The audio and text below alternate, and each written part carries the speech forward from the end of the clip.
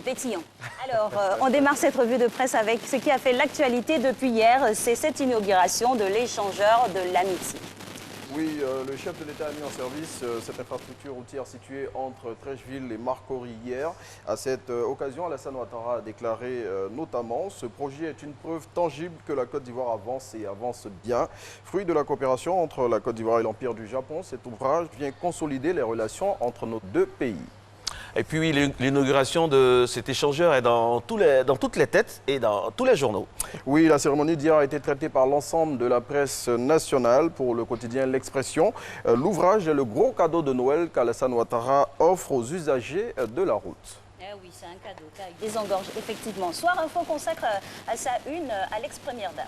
Oui, Simone Gbagbo livre des confidences sur la crise post-électorale de 2010-2011. Elle revient notamment sur l'épisode de son transfert à l'hôtel du Golfe. Plus de précisions dans Soir Info de ce jour.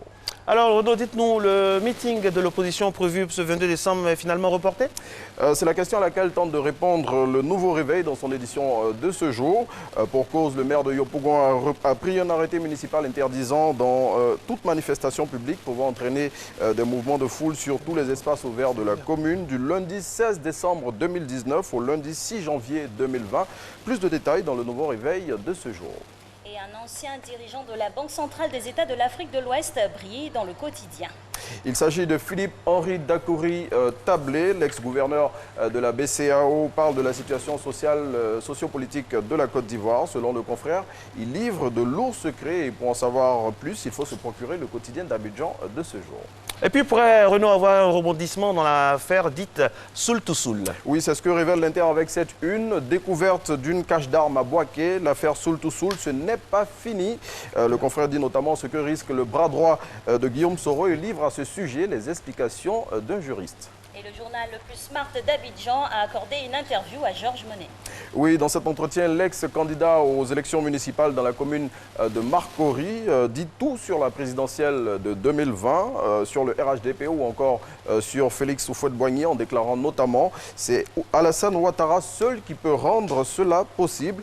Et sur la gestion du premier magistrat de Marcory, Georges Monet lance « Je ne réponds pas des actes du maire Abi Raoul ». Retrouvez l'intégralité de cette interview dans l'intelligent d'Abidjan de ce jour.